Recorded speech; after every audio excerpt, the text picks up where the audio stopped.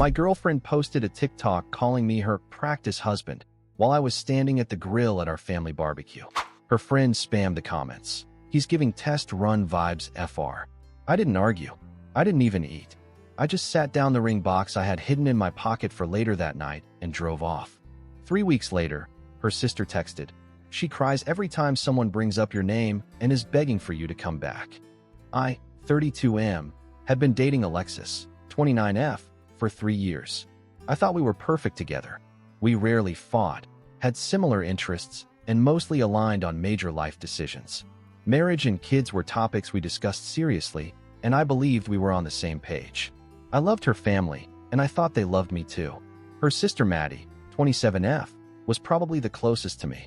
We had a great rapport, shared the same dry sense of humor, and she'd often joke that I was the brother she never had.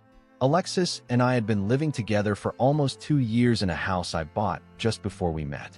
I'd saved for years to afford it, working overtime and sacrificing vacations to build equity instead of throwing money away on rent. I was proud of my little 3-bedroom ranch-style home in a quiet suburb. It wasn't fancy, but it was mine, and I poured my heart into making it a place where we could build a life together. I'm a civil engineer, which means I'm practical to a fault and plan everything meticulously. Alexis works in social media marketing, managing accounts for local businesses. She's creative, spontaneous, and honestly a bit more image-conscious than I am. She's always had a decent following on Instagram and TikTok, posting lifestyle content and relationship stuff, but I never paid much attention to it. That was her world, and I was happy to stay out of the frame. Our relationship wasn't perfect. Whose is? But I truly believed we were solid. I'd been planning to propose for months, had saved up for a ring that cost me 3 months' salary, and was just waiting for the right moment. I decided our annual family barbecue at my parents' place would be perfect. Both our families would be there. The setting was beautiful, and it felt right to propose in a place filled with so much love and history. It was a gorgeous Saturday in June. My parents' backyard was decorated with string lights. The weather was perfect, and about 30 of our closest friends and family members were gathered for our annual summer barbecue. As per tradition, I was manning the grill, cooking up burgers and steaks for everyone. I felt the ring box in my pocket every few minutes, making sure it was still there, rehearsing what I would say when I got down on one knee later that evening. Alexis was bouncing around between groups, laughing and talking with everyone. She seemed happy, which made me happy. I noticed she was on her phone a lot, but that wasn't unusual. She was constantly posting stories and checking her socials. I didn't think anything of it. My cousin Jay came over to the grill to grab a beer from the cooler and hang out with me for a bit. "Dude, have you seen Alexis's latest TikTok?" he asked, looking uncomfortable. "No, why?" He hesitated. "Maybe you should check it out."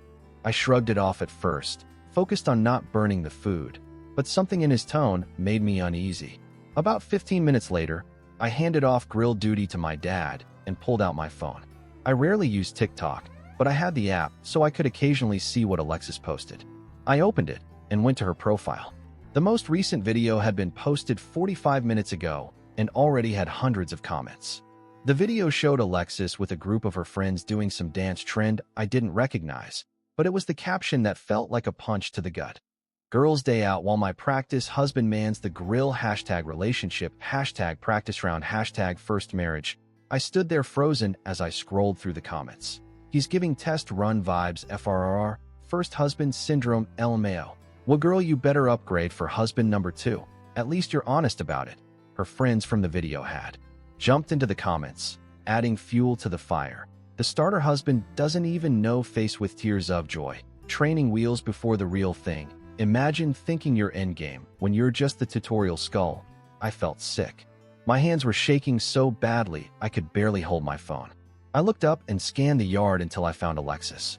She was sitting with her 2 best friends, the same ones from the video, all of them laughing and looking at her phone. She hadn't even noticed that I'd seen it. In that moment, everything I thought I knew about our relationship crumbled. 3 years of memories flashed through my mind, but now they were tainted with doubt. Was I really just a stepping stone to her? A practice round before she found someone better? I looked around at our families mingling together, laughing and enjoying themselves. My mom was showing Alexis's mom pictures from our recent vacation. My dad and her dad were arguing good-naturedly about sports. Everyone thought we were this perfect couple heading toward marriage. Everyone except Alexis, apparently. I reached into my pocket and felt the velvet ring box. I'd spent months picking out the perfect diamond, had it set in a custom design she'd once pointed out in a magazine. I'd planned to propose during sunset, with both our families present. I had a whole speech prepared about building a life together. What a joke. I put down my tongs, wiped my hands on a towel, and placed the ring box on the small table next to the grill. I didn't say a word to anyone. I just walked to my car, got in, and drove away. My phone started blowing up about 10 minutes later, but I turned it off. I needed to think. I checked into a hotel that night. I couldn't face going back to my house, knowing she might be there. The next morning, I turned my phone back on to find 27 missed calls and dozens of text messages. Most were from Alexis. Where did you go? Why did you leave without saying anything? Please call me back. I'm worried about you. Are you seriously this upset over a stupid TikTok? It was just a joke. You're overreacting. Everyone is asking where you went. You're embarrassing me. That last one was the kicker. I was embarrassing her. There were also messages from my parents and a few close friends asking if I was okay, and one from Maddie, Alexis's sister. I saw the video. I'm so sorry, Ryan. That was cruel, and you didn't deserve it. Let me know if you need anything. I responded only to my parents and Maddie, letting them know I was safe but needed some time alone. To Alexis, I sent a single message. I'll be by to get some of my things tomorrow at 2. Please make sure you're not there. She responded immediately. Are you serious right now? You're moving out over a joke? Ryan, you're blowing this way out of proportion. We need to talk about this face to face. You can't just throw away 3 years over something so stupid. I didn't respond. What was there to say? In one careless moment, she had revealed what she really thought of me, of us.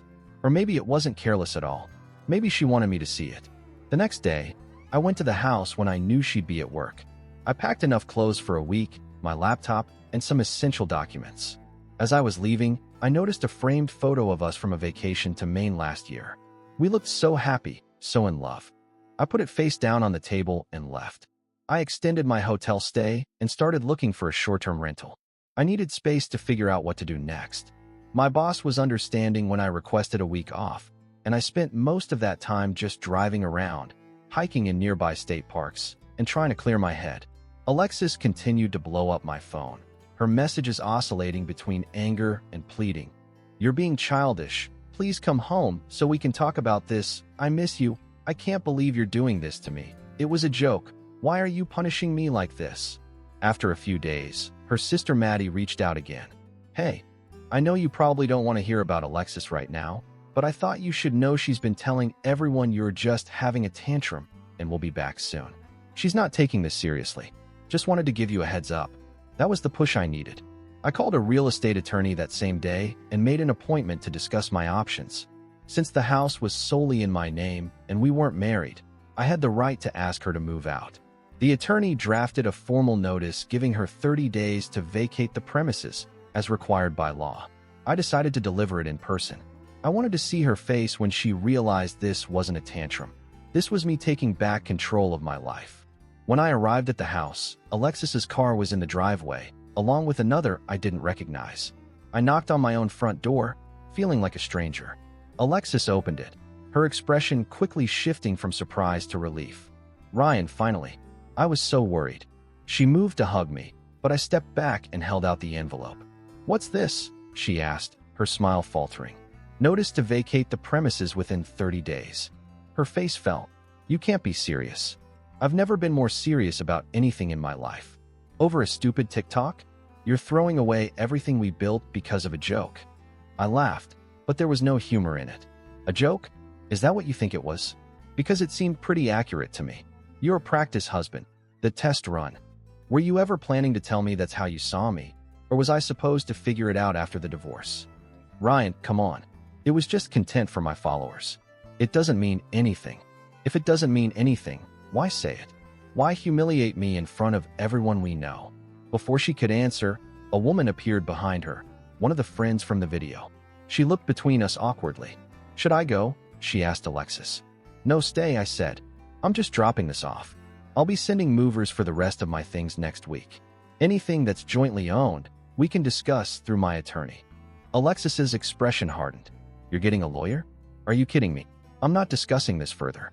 You have 30 days. I turned to leave. Ryan, wait. She grabbed my arm.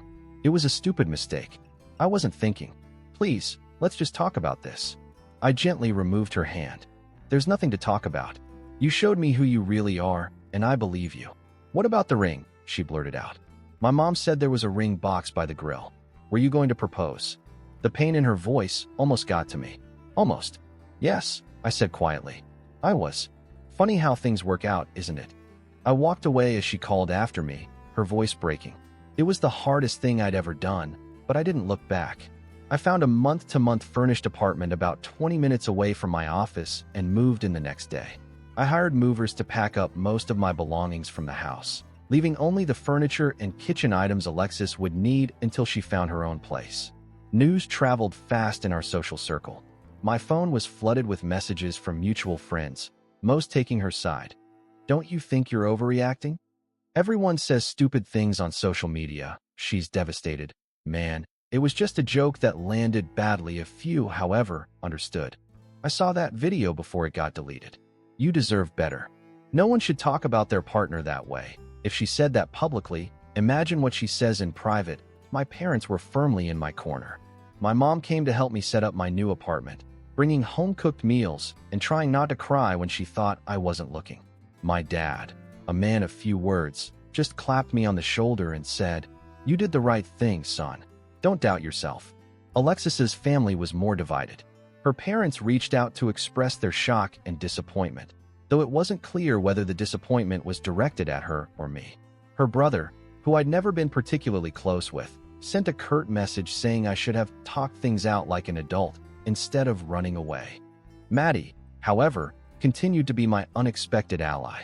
She texted me regularly with updates. Alexis finally moved most of her stuff to a friend's place. Mom and Dad had a long talk with her about respect and relationships. She took down all her social accounts after the backlash, apparently. After I left, someone at the barbecue, I suspect my cousin Jake, had commented on her TikTok with something like, "You know he was going to propose tonight, right?"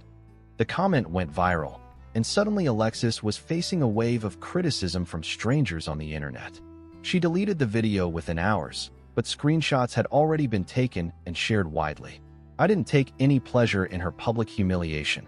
Despite everything, I had loved her deeply, and a part of me still cared about her well-being. But I wouldn't, be her practice husband. 2 weeks after moving out, I was starting to find my footing again. I threw myself into work, picked up old hobbies I'd neglected, and even joined a rock climbing gym to burn off excess energy. I was nowhere near ready to date again, but I was slowly rebuilding my sense of self. That's when Maddie texted me. She cries every time someone brings up your name and is begging for you to come back. I'm worried about her, Ryan. She's not eating, barely sleeping. She says she didn't mean any of it and would do anything to fix this. It was the first time I felt my resolve weaken. I still loved Alexis, despite everything. The thought of her suffering tore at me. But then I remembered the comments from her friends, the casual cruelty, the public humiliation. If I went back now, what would that say about my self-respect? I responded to Maddie. I'm sorry she's hurting. I am too, but I can't be with someone who sees me as temporary. Maddie replied, I understand. For what it's worth, I think she's genuinely sorry. She told me she only said that stuff because her friends pressured her to make more relatable content about relationship doubts. Apparently, it gets more engagement. Not that that excuses it. That made me even angrier. She had traded our relationship for likes and comments. But I kept that to myself and just thanked Maddie for letting me know. The next day, a package arrived at my apartment. Inside was the ring box I'd left at the barbecue, along with a handwritten letter from Alexis. I almost threw it away unopened, but curiosity got the better of me. The letter was tear-stained and several pages long. She explained that her friends had been pressuring her to create more authentic content about relationship struggles, that she'd been feeling insecure because so many of her friends were getting engaged or married, that she'd said those things to seem cool and detached, but didn't mean any of it.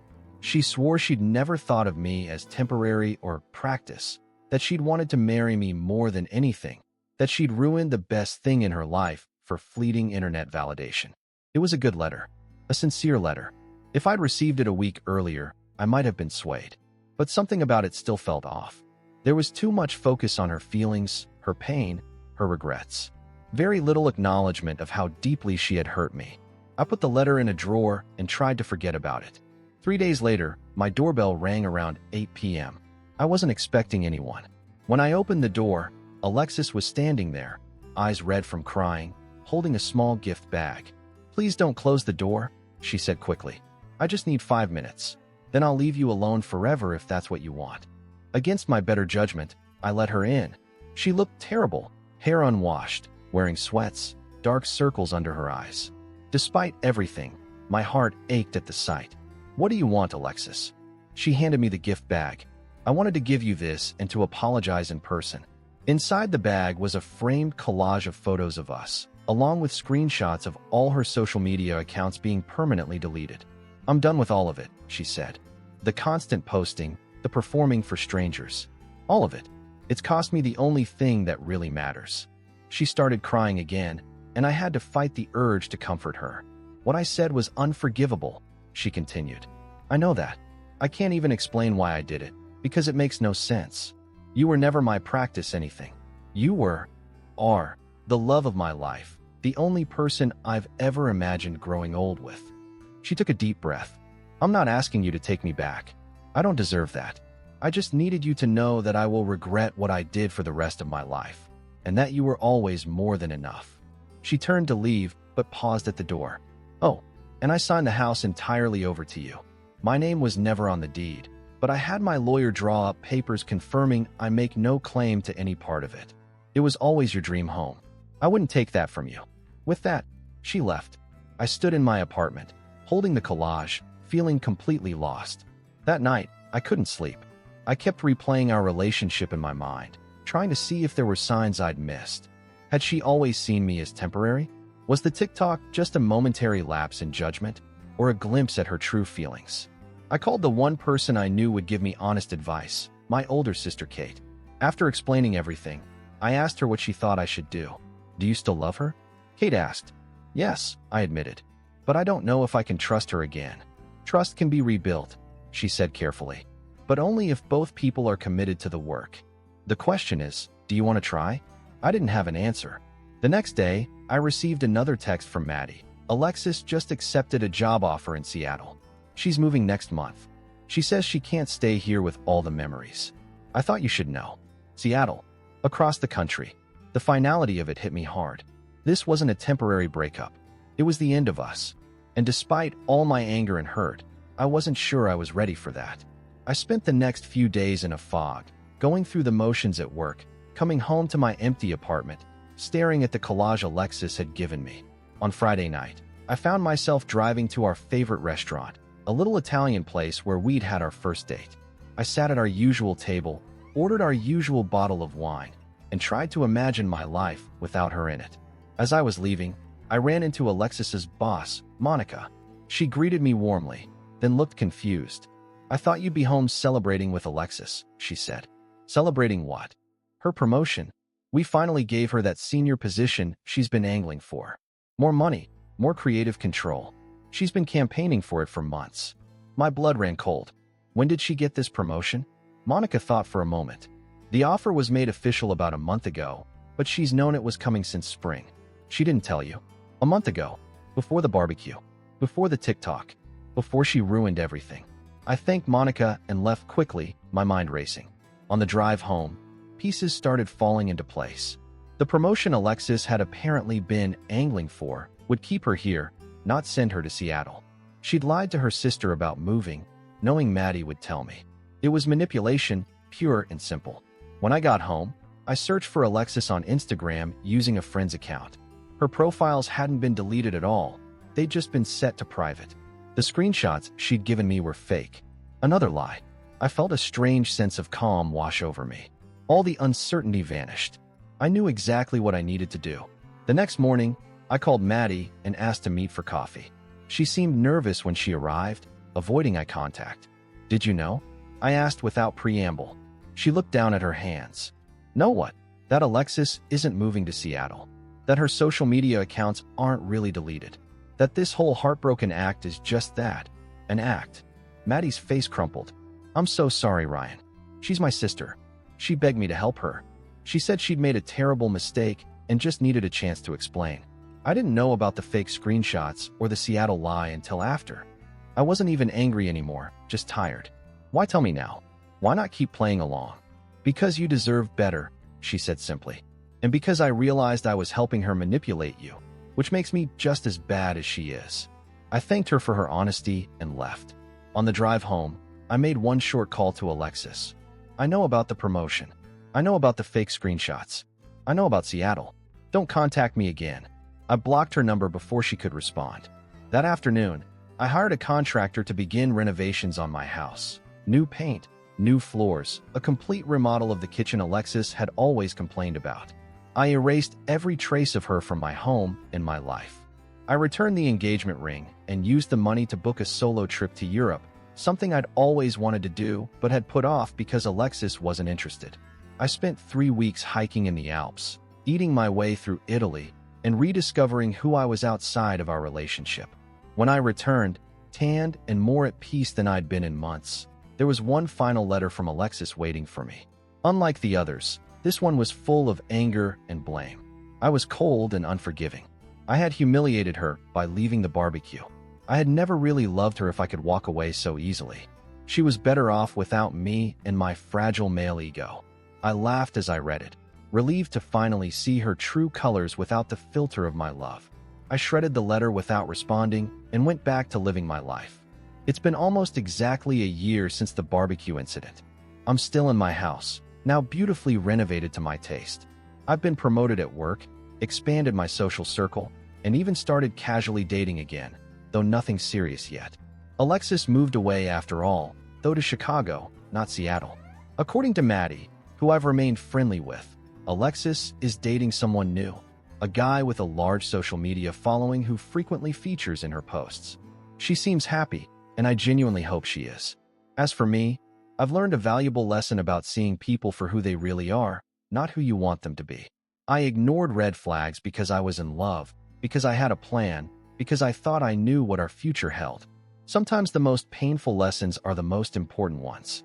I'm grateful I found out what Alexis really thought of me before I put that ring on her finger, before we had a mortgage together, before we had kids. The pain of our breakup, as terrible as it was, pales in comparison to what a divorce would have been.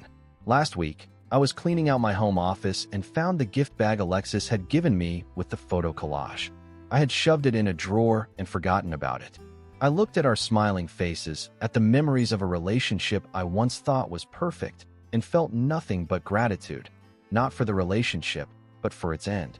I threw the collage away and went outside to grill in my newly landscaped backyard, a cold beer in hand, at peace with my decision and excited for whatever comes next. Edit. Wow, this blew up overnight. Thanks for all the supportive comments. To answer some common questions, yes, I kept the house. It was always solely in my name, and she moved out without a legal fight. No, I haven't been in contact with Alexis since that final phone call.